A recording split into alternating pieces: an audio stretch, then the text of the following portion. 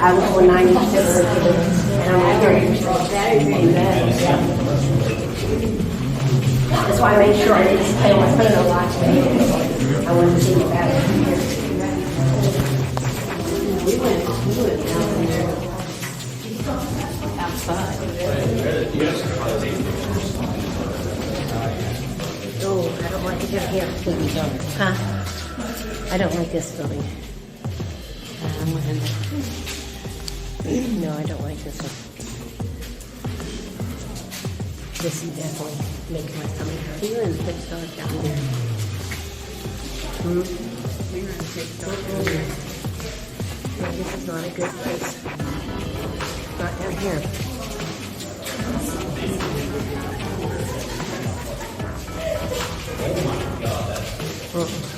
You don't like it? No.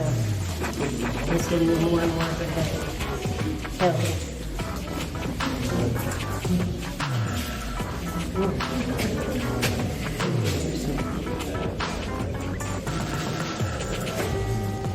you turn your light on? There. That's on people live.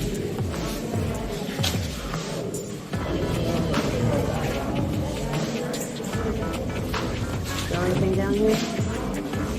Oh, I know that. Yeah, I'm trying to hurry. This is the worst area for the head. This is off here. I don't like this area. So back in the day, this was the sugar shack, as the inmates themselves called this. This would have looked a little more like a pool hall, granted. Our work is original, except for the real primitive looking Mothman creatures right there on that wall, the shadow figure painted on that column right here. Otherwise, it's all original. Those primitive looking paintings were done by, going back to, MTV Fear. So kind of make a big loop again. They did this without permission, by the way. So again, they got the history wrong and they got the paintings without permission. So no thanks to MTV. But everything else is original. Along the back wall it says West Virginia Cougars, and that was the mascot for the baseball, football, basketball, and boxing teams here. Very similar to the Longest Yard movies. They used to invite the local high schools and colleges. They'd come into the South Yard and play ball with the convicts. So even in the earlier years, they had away games. So you'll never see or hear of that in today's world. But as I say, being like a pool hall, you had pool tables, ping pong tables, old vintage Atari, Pac-Man pinball, arcade games, even couches in here. These guys could stretch out. Pretty swanky, pretty nice place for maximum security in. Only problem was when they built this side of the prison, they built this room with the intention of actually using it as like a industry workshop, an industry factory, so to speak. So they did not build this area with a spot to basically position a correctional officer safely away from the inmates in the room. So basically, if they were to be supervised in here, likely because of understaffing here, they would have had one CO in here. They certainly would have been unarmed. Look at all the blind spots in here. You know, it's like a parking garage. You've got anywhere from 50 to almost 80, maybe some days more inmates in here at a time. Very dangerous area for officers. I've had some officers flat out personally tell me that they were scared coming in here. A lot of times they would just kind of, again, just kind of peek their head in and go off.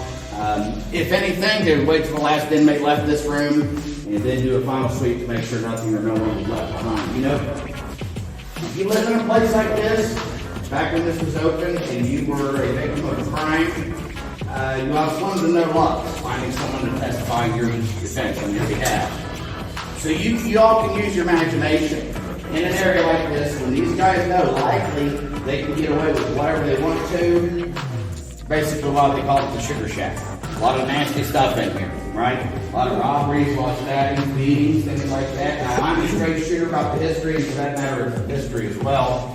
Some of the TV shows have said there were guys murdered in here. And if you ask me that, I'm going to do this. Because I can't validate that in black and white. I can't tell you or show that to you. I do know of one man who died later after the fact due to injuries that were inflicted upon him in this area. Nonetheless, a lot of stories of stretchers being carried out here from guys who are victims of absolutely brutal, nasty assault. So you do find in today's time this is a hot spot of paranormal activity. Day and night, it don't matter. History tour, paranormal tour. We get a lot of shadow activity in here. You'll notice the clutter along the west side of the room. That's haunted house props. Pay no mind to that. This is part of the haunted house attraction each October. But on those nights, they have fog machines in here. We've actually had actors quit on us over the years because they're in here, they're in their positions, and they say they see shadows move through the fog. Thinking it's the customer, they get ready, find out no one's there. Literally, we've had people run out in the middle of the night, freaking out and quit on us. I personally can validate that or vouch. It's a weird area because I've experienced physical contact in here twice in the last 4.5, 5 years. A few years ago, I was down here with a group doing some filming. We were at the other side of this room, and I had my ear kind of swatted, kind of slapped, more or less, like someone was pumping me or something. A few years ago, me and Ryan and Dave, my buddies, used to work here. We were down here. I was standing right in this area filming, and I had my hand cat out, my left arm like this. Excuse me, got it. And at some point, I had the best I could describe the feeling of pain. It wasn't a grab; it was literally like a tickle. It wasn't an external sensation thing. So I reacted pretty violently to that. But like I say, I can react. I can tell you, it is a weird area. If I did not tell you all this story, my mother will be very, very unhappy with me, never speaks to me again in my life. Several years ago, I brought her and my dad down here, just during the daytime. These lights were off. And I wanted to show them Sugar Shack. They're not really into this stuff, so when I bring them in here, they're kind of like on a leash, they're loving it. She stood over here. I'm in the middle, my mom's on my left, my dad's on my right. She had her flashlight out with her light on her cell phone, her flashlight on her cell phone out. She's looking around. And at one point, she looks at my dad and I said, "Oh!" And she freaks out. Now, if you were to know my mom, you know that's out of character for her. She does not act like that. My dad and I, knowing that, we kind of laugh. What's wrong? And she's freaking out. Her eyes are the size of $50. And she said, "What did you do? What did you do?" Tim, my dad, "What did you do?"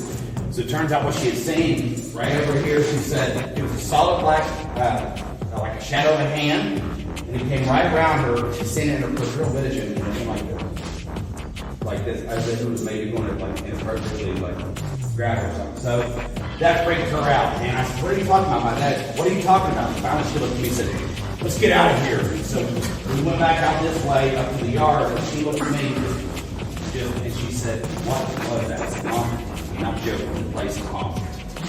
So she's a believer now. She's 60 years old, and that made her a believer. So when I tell her I have people on the Sugar Shack, when I talk to her, she's like, "Well, did you tell them what happened to me?" "Yes, Mom, I did." It's a good area. If you're staying the night here tonight, keep in mind, please, that you are underneath the lobby. You will hear footsteps upstairs. You'd be surprised how well sound travels if you put it in floors. The water sound you're hearing, exactly. The plumbing for the bathrooms upstairs runs to the ceiling, so keep that in mind. Sometimes it's loud. Funny story real quick, and then we'll move on. At home, I have an incident report from, I believe it was August of '81. They found out how inmates were getting marijuana smuggled in here. One of many ways. They were having some of their female visitors, their girlfriends, wives, whoever, smuggling 1-ounce bags of marijuana. They flush it in the women's bathroom upstairs because they knew that plumbing comes through here. So after their visit, they have one of their inmate buddies who was a maintenance worker with keys to this area come in here, go over in the corner, take the elbow off the pipe and get your There's a will, there's a way in prison. So, lots of stories. Any questions about anything so far? Any questions at all? All right, so from here we're going to backtrack in a way, back up to